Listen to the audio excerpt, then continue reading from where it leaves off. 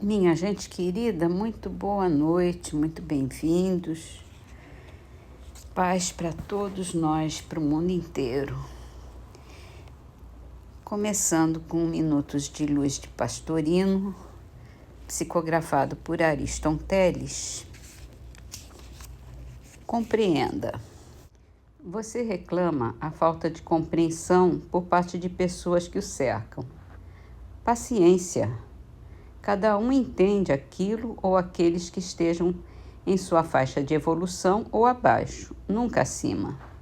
Se você está em marcha, renovando-se para Deus, é natural que passe a sofrer a incompreensão, até mesmo escárnio, daqueles que permanecem na retaguarda. Em lugar de queixas, agradeça a oportunidade de exercer a tolerância e a humildade. Em verdade, você é quem deve compreender. Gostei muito dessa afirmação. Cada um entende aquilo ou aqueles que estejam em sua faixa de evolução ou abaixo, nunca acima. Porque tem duas visões, né? Se a gente está acima,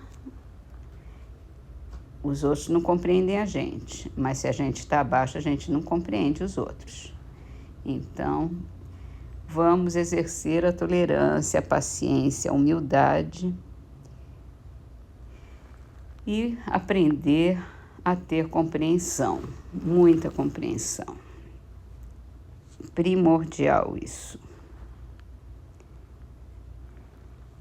E aí vamos para o Livro dos Espíritos, falando da recordação da existência corpórea no capítulo da vida espiritual. A pergunta é: o espírito se recorda de todas as existências que precederam a que acaba de ter? Todo o seu passado se lhe desdobra à vista como um viajor para os trechos do caminho que percorreu, mas, como já dissemos, não se recorda de modo absoluto de todos os seus atos. Lembra-se destes conforme a influência que tiveram na criação do seu estado atual. Quanto às primeiras existências, as que se podem considerar como a infância do espírito, essas se perdem no vago e desaparecem na noite do esquecimento. Eu acho que aqui, quando ele fala de infância do espírito, é quando a gente é selvagem lá, o Neandertal mesmo, aquele bem primitivo. Até a gente ter mais consciência, ter mais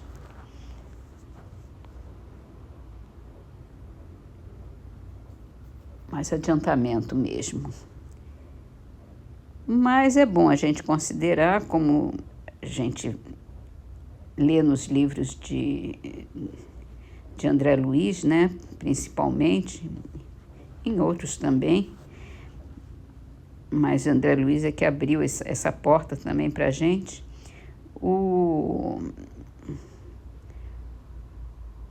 A gente não tem, quando a gente desencarna, não tem essa percepção total de todas as existências, até porque ficaria muito amargurado de todas as maldades que a gente já foi capaz de praticar, de todos os infernos que a gente já criou, que a gente já viveu. E o remorso consumiria a gente. A nossa responsabilidade é muito grande, né? Então, a gente lembra bem da última, quando a gente está desencarnado, lembra bem da última, e pelo que a gente lê, faz até um exercício, uma preparação para lembrar de outras anteriores que tenham importância e que tenham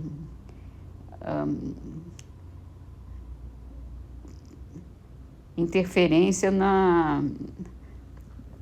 que possam ajudar, né, a planejar até os nossos próximos passos, nossa próxima encarnação, para não ficar na loucura de você lembra de tudo e não consegue ir para frente também porque se sente muito mal. Assim, isto posto, vamos passar para a Gênese, continuando com a revelação espírita. Uma das questões mais importantes entre as propostas no começo desse capítulo é a seguinte: que autoridade tem a revelação espírita, uma vez que emana de seres de limitadas luzes que não são infalíveis? A objeção seria ponderosa se essa revelação consistisse apenas no ensino dos espíritos, se exclusivamente deles devêssemos recebê-la e houvéssemos de aceitá-la de olhos fechados. Ela perde, porém, todo o valor desde que o homem concorra para a revelação com o seu raciocínio e seu julgamento. Desde que os espíritos se limitam a pôr o homem no caminho das deduções que ele pode tirar da observação dos fatos. Ora, as manifestações, nas suas inumeráveis modalidades, são fatos. O homem as estuda para lhes deduzir a lei que as rege, auxiliado nesse trabalho por espíritos de todas as categorias, que são mais colaboradores do que reveladores, no sentido usual do termo. Ele lhe submete os dizeres ao controle da lógica e do bom senso. Dessa maneira, o homem se beneficia dos conhecimentos especiais que os espíritos dispõem pela posição em que se acham, sem abdicar do uso da própria razão. Sendo os espíritos as almas dos homens, comunicando-nos com eles, não saímos da condição de humanidade, circunstância capital a se considerar. Os homens de gênio que foram condutores da humanidade vieram do mundo dos espíritos e voltaram para lá ao deixar a Terra. Dado que os espíritos podem se comunicar com os homens, esses mesmos gênios podem lhes dar instruções sob a forma espiritual, como fizeram sob a forma corpórea. Podem nos instruir depois de terem morrido, tal qual faziam quando vivos. Apenas são invisíveis, em vez de serem visíveis. Essa é a única diferença. Não devem ser menores do que eram a experiência e o saber que possuem. E se a palavra deles, como homens, tinha autoridade, não pode ter diminuído somente por estarem no mundo dos espíritos. Mas não é só os espíritos superiores que se manifestam. Fazem-no igualmente os de todas as categorias. E preciso seria que assim acontecesse para nos iniciarmos no que respeita ao verdadeiro caráter do mundo espiritual, apresentando-se esse por todas as suas faces. Daí resulta serem mais íntimas as relações entre o mundo visível e o mundo invisível, e mais evidente a conexão entre os dois.